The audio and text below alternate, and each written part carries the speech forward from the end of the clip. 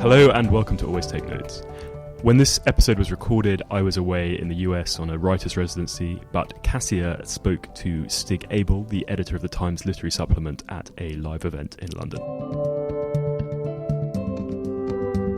As well as being the current editor of the TLS, Stig is the former managing editor of The Sun and a former director of the Press Complaints Commission. We discussed his unusual career progression, how he plans to steer and flavour the TLS under his editorship, and also we had a very depressing conversation about the future of journalism in the Facebook era.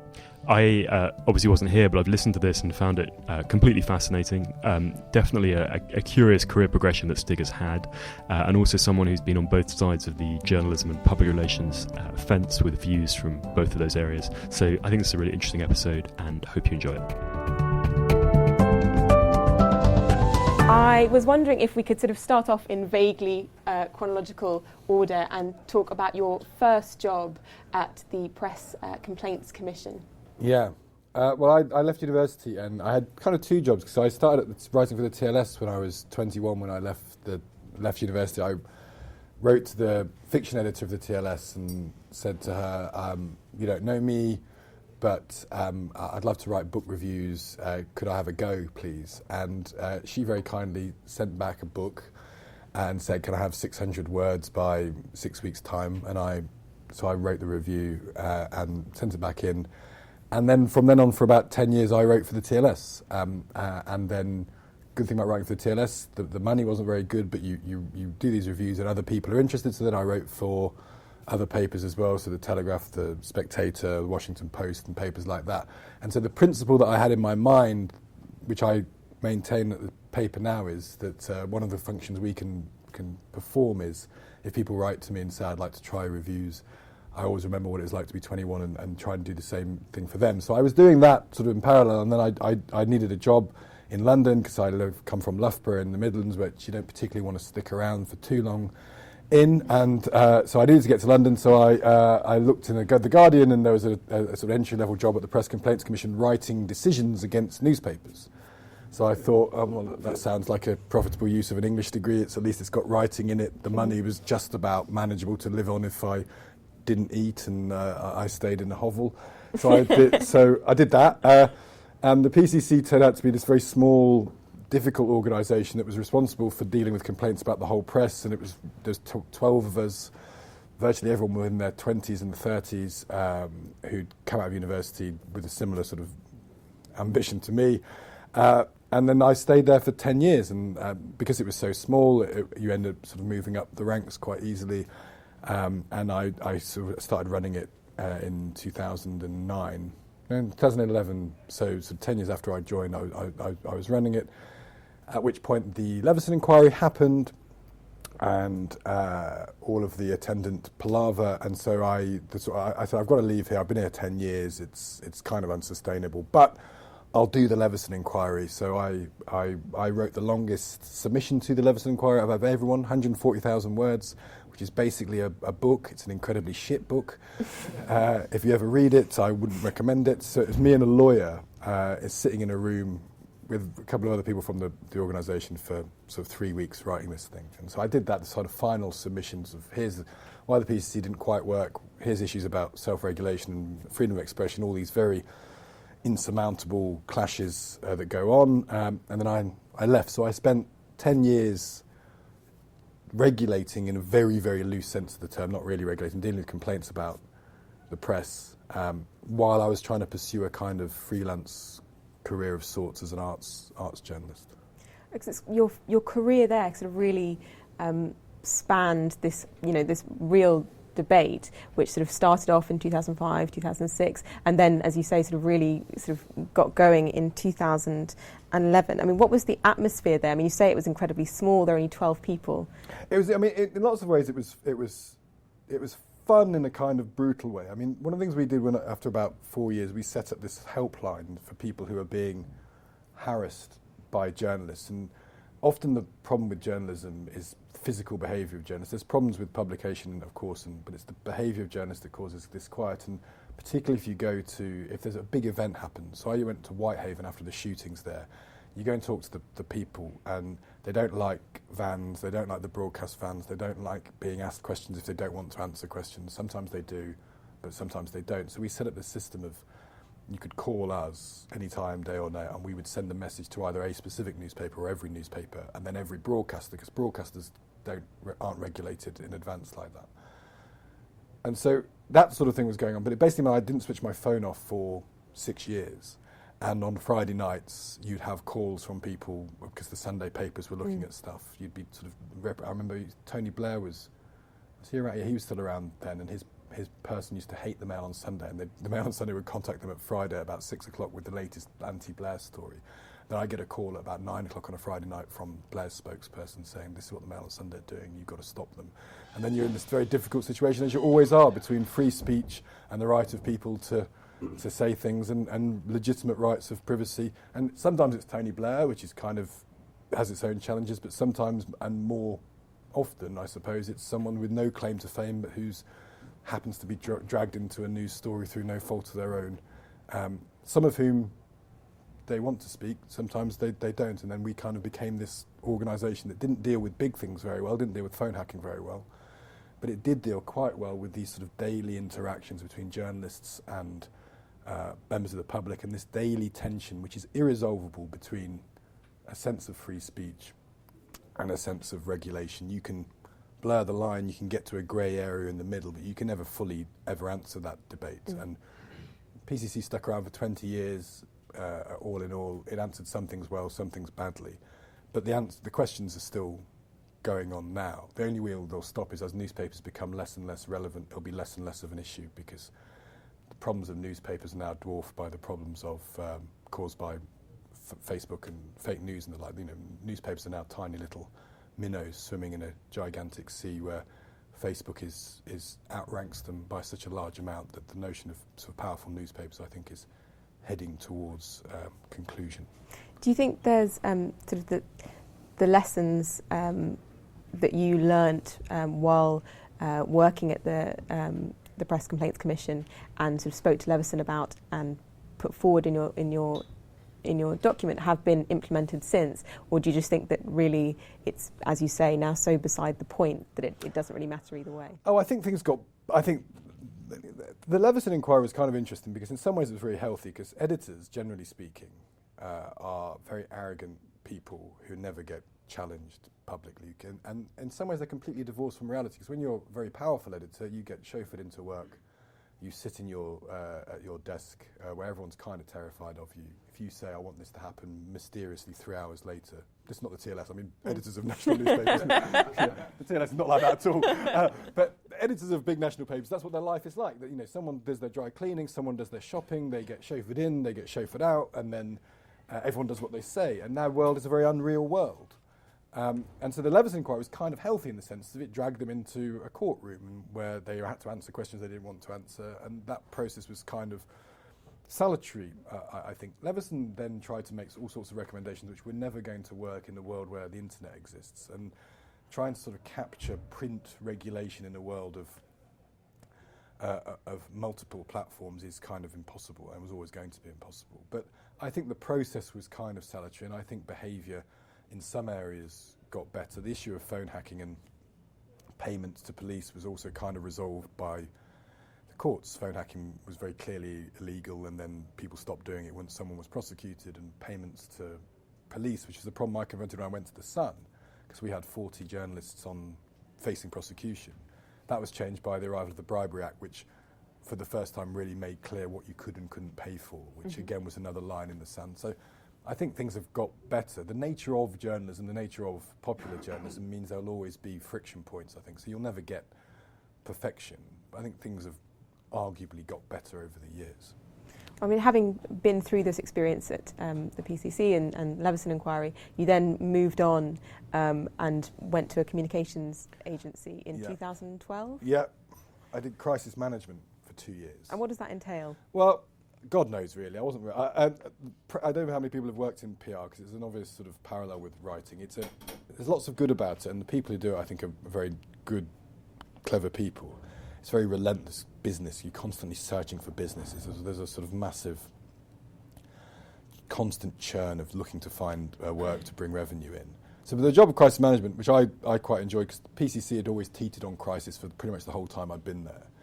And I'd had to go and defend it on TV shows and radio shows and to journalists. So I dealt with journalists who were hostile to me. I'd also dealt with editors who needed advice from me. So I'd kind of gone all the way around newspapers to various angles they could come at you. So I used to go into companies or individuals when something had happened and try and help them make good decisions. I mean, in some ways it's slightly fraudulent because it's really common sense stuff, but you'd amazed how people don't think about it, which is, don't talk to a journalist until you have something to say.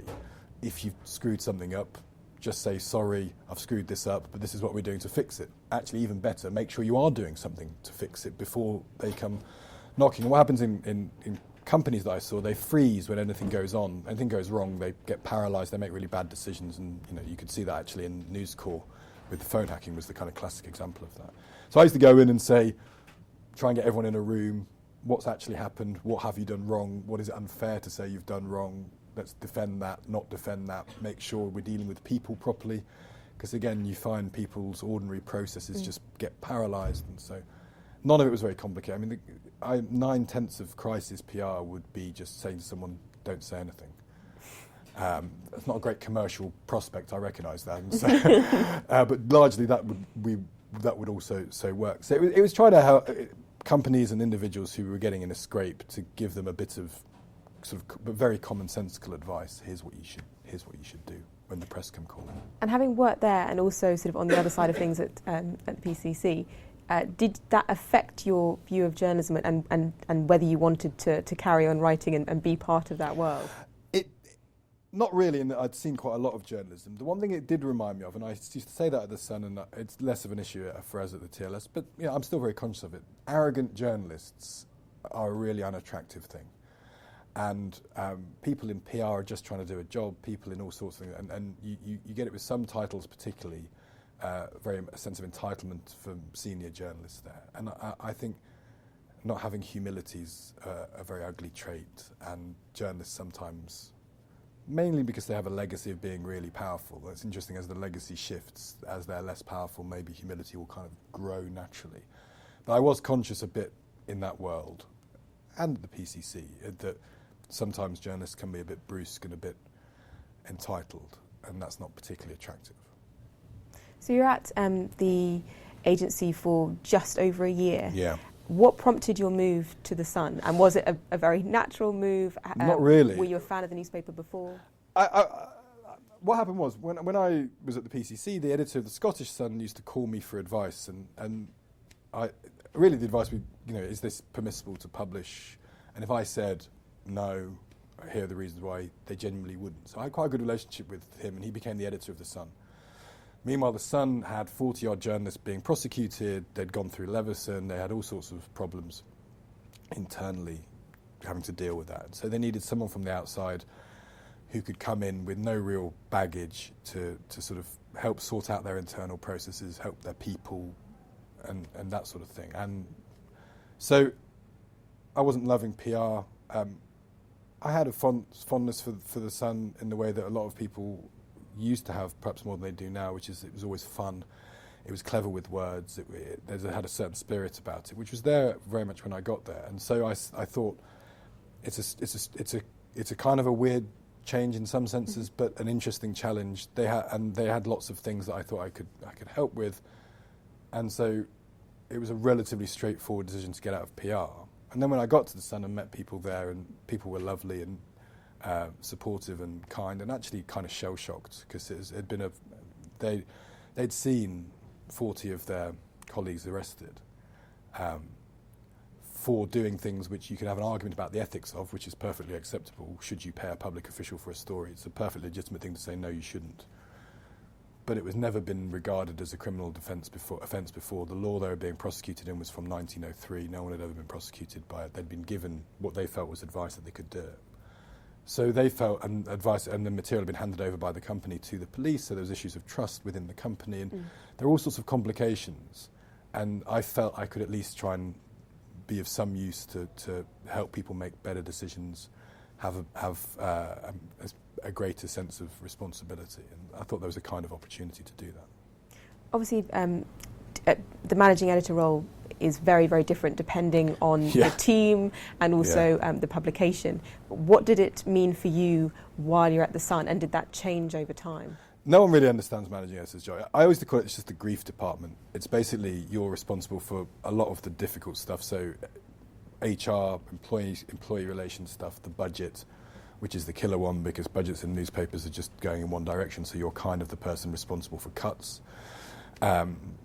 Dealing with complaints, dealing with legal issues, trying to improve the working environment, trying to help make people make decisions. And newspapers are very patriarchal organisations, even when they're run by women, in the sense that everyone moves responsibility up the chain. So there's a kind of issue which I find fascinating, which journalists gather stuff even if they don't necessarily agree with it, and then it goes to the news editor who puts it up, and if the editor chooses it, the editor assumes responsibility for everything. And it's very difficult to try and get people to try and make decisions each way up the chain.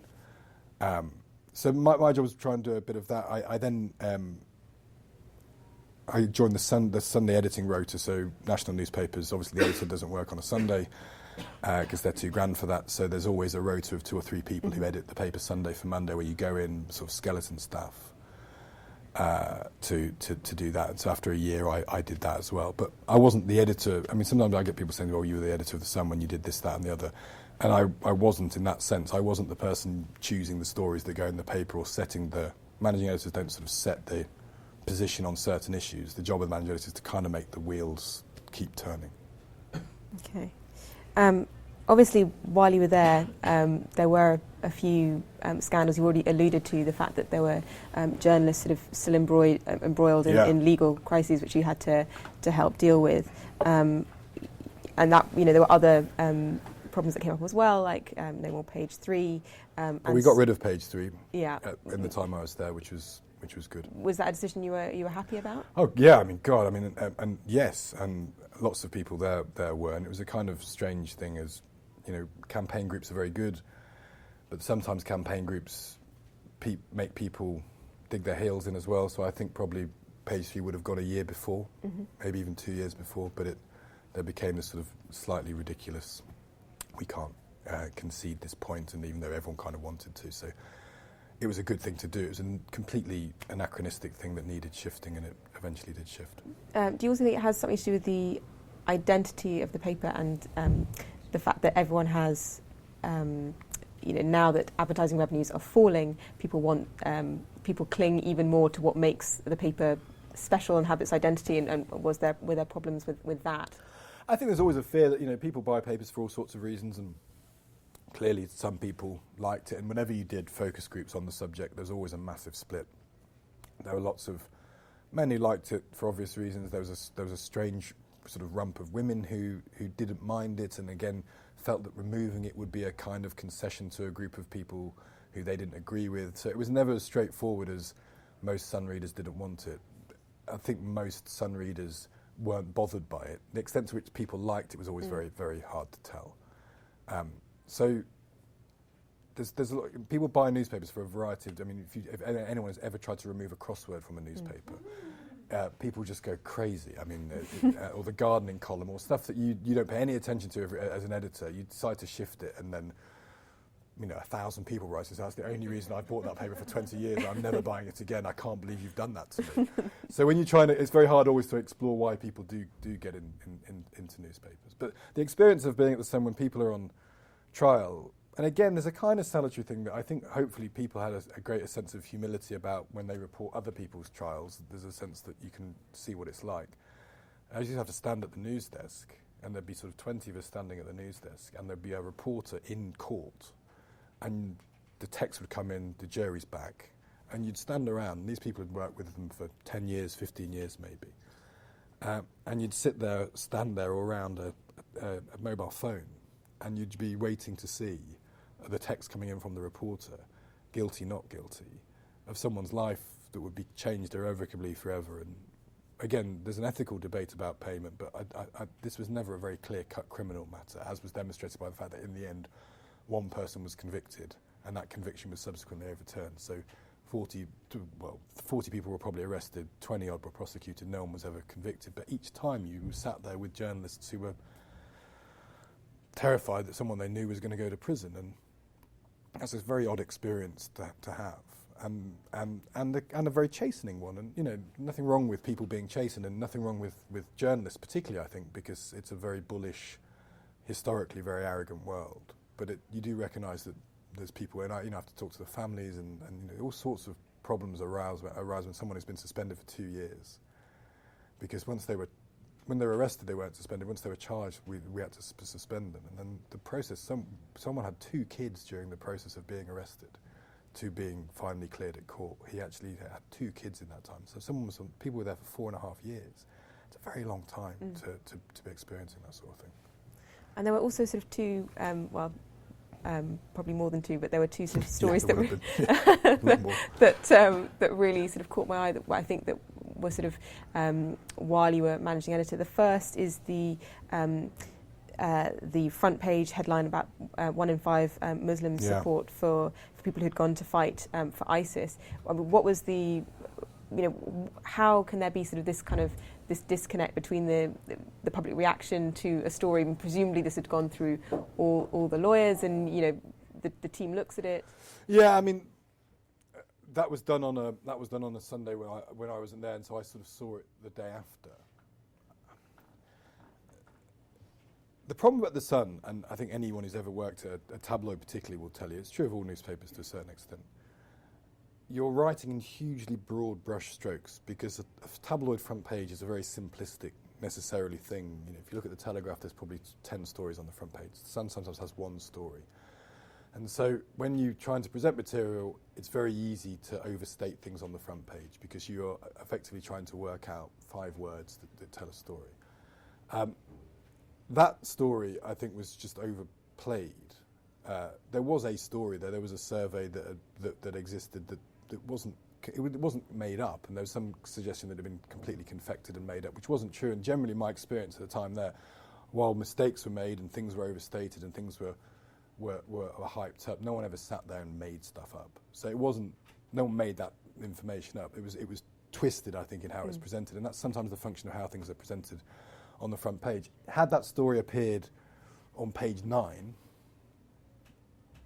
there wouldn't have been any complaints about it, and it would have been presented more calmly, and there would have been enough there to do it. But it's one of those things where the manner in which it was presented was the thing that caused. And then there's a question of taste also. Lots of people could make the very legitimate point: why are you doing this? There's no need to do this story at this point in this way, and that's always a legitimate criticism. But again, people making editorial decisions at 4 o'clock in the afternoon and then again at 10 o'clock in the evening. You talk to any editor who's done it, they look very different at 9 o'clock the next morning sometimes. And it's not a straightforward decision always, these things. And it sounds, because of your role, that you were often in the position of having to sort of explain these things or talk about them in public when, in the case of page 3, you might not necessarily agree with them. That's still true now. I mean, and that's why I'm kind of, I get sort of abuse on social media about The Sun still all the time, but I've still got loyalty to I took the job, I made the decision to take the job, and although things were done, decisions were made without my knowledge or that I wasn't party to, I'm slightly loath to sort of say, well, I wouldn't have done that. And though it may be true or may not be true, but it's difficult, because once you work for somewhere, you work for that paper, and you've kind of got to be loyal to it. But some things are harder to defend than others, definitely. But like I said, generally speaking, particularly and this was much towards the end of the 1 in 5 Muslims thing, generally speaking, particularly for the first couple of years, there were times when we got things wrong and times we did stupid things, but there was an awful lot of really good stuff that I could also happily talk about. There was a tsunami, and we decided to run a campaign. We got Vodafone involved to give a quid for a kid involved in the tsunami, and the Sun became the 4th largest country in the world in terms of the aid response. So the Sun outperformed France in terms of its readers giving money, and we did a campaign about women's refuges, which the government was shutting, which we tried to keep open, and we got them to concede that point. We did some stuff like that. We did the complete works of Shakespeare over a spread for the anniversary of Shakespeare's birth, which was all 36 Shakespearean plays summarised in a spread, which was very good. So there's very good stuff. Sometimes there's the problems, but my job was, if the problems had happened, to try and fix them and to try and stop them happening too many times again. Yeah. But you left there and then a month later joined the TLS. It must have been quite, I mean, did you know you were going to leave? Yeah, I basically said I was leaving after 3 years, and I wanted to move on, and there was this suggestion that the TLS job would come up, and no one necessarily would think, well, the managing editor of The Sun could become the editor of the TLS. It's kind of ridiculous. But I had written for the TLS for 10 years. I'd stopped at some point in 2012, probably, but for 10 years I'd written for them. And I heard this job may or may not become available, so I wrote a sort of little 2-page thing of what I do with the TLS. And I sort of sent it in, and it bounced around the various upper echelons of News Corps in sort of cobwebby corners. It's best not to look in too much. And it came back, oh, that's got a good idea, why don't we try that? And so I thought, yeah, this is kind of my dream job that I didn't expect to get. To go to a paper which I'd loved, which I'd written for, which I kind of felt, we might get to this, but I kind of felt had a chance to be part of a new kind of zeitgeist, this sort of countercultural expertise, and even before Trump and before Brexit, you could just start seeing this sort of flattening of news, a sort of cheapening of clickbaity stuff. There's always going to be a counterculture that's created, and I think the TLS is a sort of great position to do that. And so I was kind of desperate for it, and then it turned out they were willing to give it to me. I'm really glad that you brought up the 2-page memo, because I'd read about it somewhere and I sort of thought it was a myth, and I'm fascinated to hear it. What did it say? What were your suggestions? Yeah, I have done some of them, weirdly. I haven't done all of them, because I know like all people, whenever you pitch anything, you never do what you say you're going to do at all. But what I said was, the trick in the TLS is there's a very loyal subscription readership who may have read it for 30 years, some of which would be probably quite academic. You can't annoy those people because they're loyal customers, and there's a certain amount of the product you've got to give for them. But there's also, I think, a vast number of people who studied humanities at university, who've moved into other careers, doctors, lawyers, accountants, advertising people, who probably want to be reminded of a time when they could read books or could stretch their brains or could have challenges, sort of intellectual challenges removed from their work, and life often becomes work and family, and there's very little room for anything else. And I thought the TLS has this opportunity to do that. So I said, we'll change by addition, not substitution. So we'll still do the full breadth of academic subjects and do proper reviews, but we can do personal essays from people. We can be a little bit more political without being partisan. We can tackle difficult issues, celebrate free speech. We can represent writers from other countries who are having their free speech restricted. We can give them a voice. And so the idea it wasn't vastly complicated, but it was just to say we had this great institution, very strong, lovely paper, but it had not really been stretched for some time. And the opportunity to just stretch it and then hopefully find an audience of people, both male and female. It had skewed male for years, which was needless, and I felt we could probably rebalance that a little bit as well. It was just a chance to like I said, change by addition, not substitution, and find this audience, which I kind of believe is out there. And if you look at intelligent magazines like The Economist, or The New Statesman, or The Spectator, there's growth. I mean, I've been around newspapers for a long time. Mass market newspapers have been in decline for years, but subscription-based, long-read, intelligent stuff, with a niche, clearly defined niche, I think there's growth. And so the chance to be part of a growth, and I was just saying now, we should be ambitious. We can sell more, we can print more papers and sell more of them. That feels doable here. And in fact, our ABCs are out tomorrow, and it has happened. It is doable to expand the audience a little bit. So there was a genuine 2-page, but it wasn't. It was quite top line, but it's just let's jolly it up a little bit. There's a big difference between knowing there's an audience, or feeling that you know that there's an audience there, and actually getting them to subscribe or to buy. Yeah, so I've not cracked that entirely yet, to be honest. No one has. I'm intrigued to hear how your steps to get there. Well, it's just things like, I'd said, well, how many shops are we available in? And they'd say, we've been in the same 1,500 shops for forever. I said, and then looking at where we sold out in those shops, well, maybe we could sell some more copies in there, or Why don't we go into these shops, or why don't we use this, metric? What have we done with Times subscribers? What have we done to really find out where the audience is? What's our retail ceiling, for example? Because people just think that people won't buy print products anymore, because for lots of newspapers it's not true. But for magazines, certain type of magazine, I think it is true. So more retail, and then digitally we had a very hard paywall, which is correct, I think, and understandable, but we therefore didn't try and get our story out there. So I launched a newsletter really quickly. We've got 20,000 subscribers. I've launched a podcast, which is great because you use TLS writers who are experts, and they come on and they talk about stuff they know a lot about. That's doubled every month in audience. So that's, and I was saying to you, your podcast is brilliant. Niche podcasts which know what they are, I think, is a real future. And whether you can make money out of them is a slightly different point, but you can use them to make people think, oh, TLS, yeah, I've not really thought about that for very long, or ever. And so, our traffic has increased by 10-fold in 6 months. Our social engagements increased by 8-fold.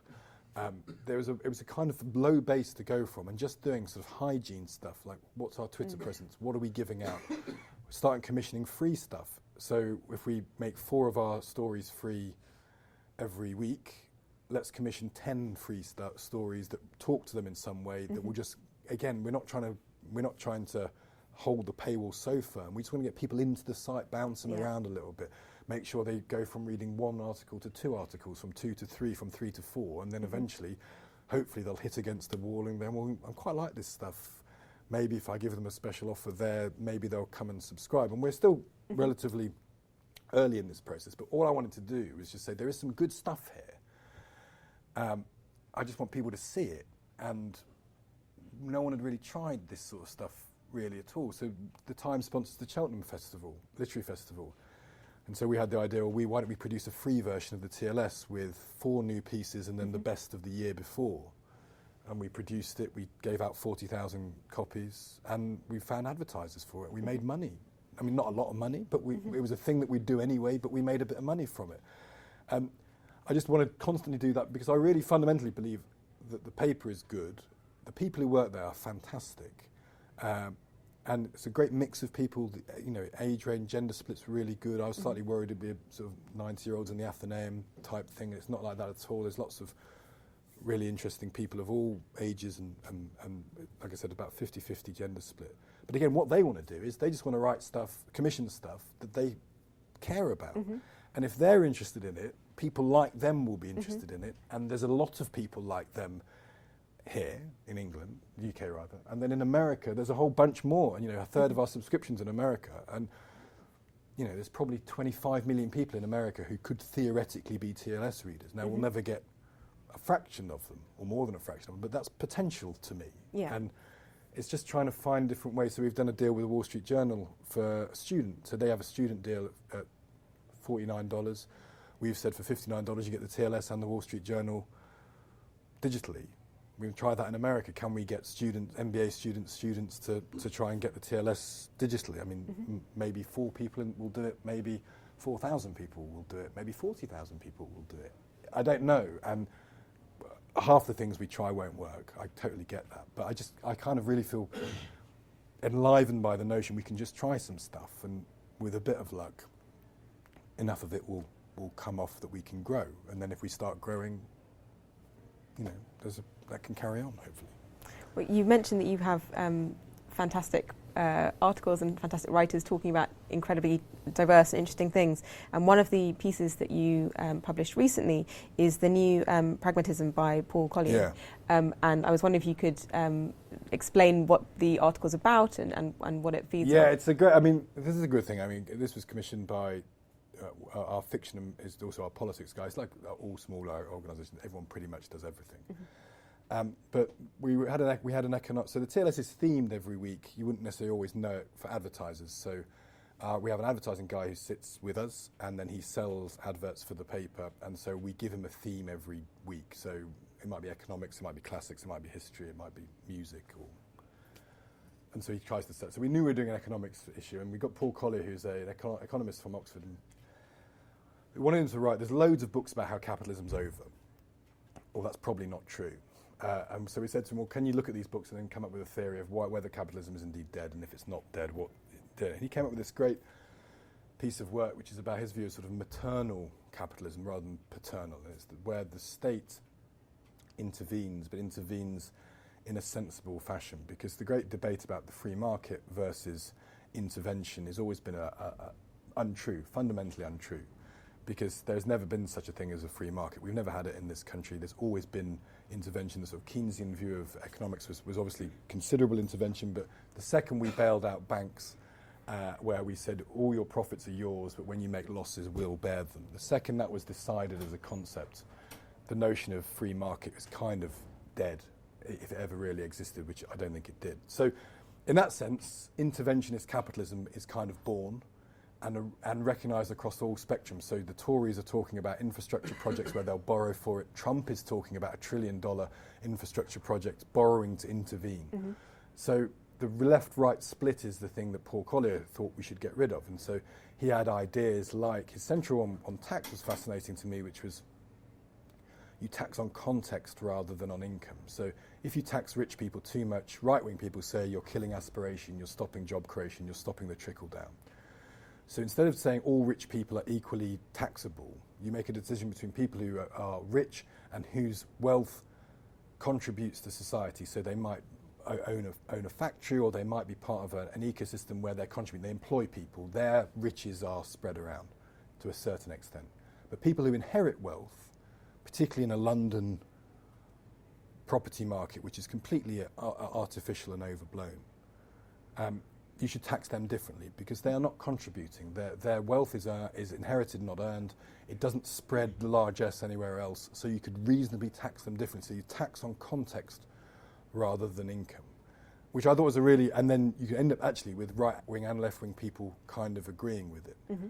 Because the thing he diagnosed, which I think is really interesting, is this: Britain is obviously, and it doesn't take me to point this out, more divided than ever. It's divided, and you see it in Brexit, but it's divided geographically. It's divided between rich and poor, but the geographic thing is fascinating.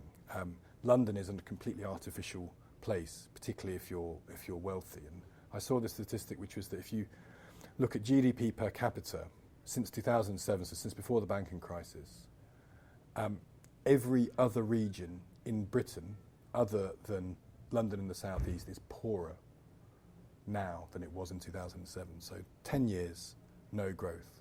All the growth that you see about the booming economy is just located in London and the South East. That is not sustainable in the end, because that level of division is going to cause societal implications, one of which was Brexit, which to a certain extent was a revolt against entitled professional classes in Westminster and therefore in London. You see it with Trump, entitled professional classes in New York and Washington. People in the countryside, people in small towns dislike it. You can maybe see it in France. 60% of all French people live in small towns or villages. Mm. So the realm of Le Pen is the realm of people who look at Paris, look at the people in Paris, and they think that's not really part of our world. And so what he's trying to do is to try and recognise that division exists and then come up with an interventionist mechanism. Now, whether it's doable, there's all sorts of problems, but at least it was I find it fascinating, this approach to say you have to intervene in some respects, so how can you do it? We hope you enjoyed that. Now a quick update from our lives. Simon, what have you been up to? So, excitingly, I finished the first draft of my book. Very much a first draft, and lots more to do, but glad to have got that in. Wrapped up a magazine piece as well, and now working out what needs to be done to take that first draft through to a finished product. Cassia, what about you? I am dreaming of having a first draft of my book. I'm still several months out, not helped by the incredibly hot weather that's making it very difficult to concentrate and work on books and notes. What is the shed situation, Cassia? The shed is now complete. It doesn't have electricity, but who needs electricity? I work with books and notes anyway, so it's candlelight only. If you have feedback on the podcast, we'd love to hear from you. You can find us at alwaystakenotes.com, or you can tweet to us at takenotesalways. This episode of Always Take Notes was produced by Olivia Cralin, Ed Kiernan and Liz Davies. Music was by Jess Danheiser. And we've been your hosts, Simon Acombe and Cassia Sinclair. Thank you so much for joining us, and we can't wait to have you back with us next time.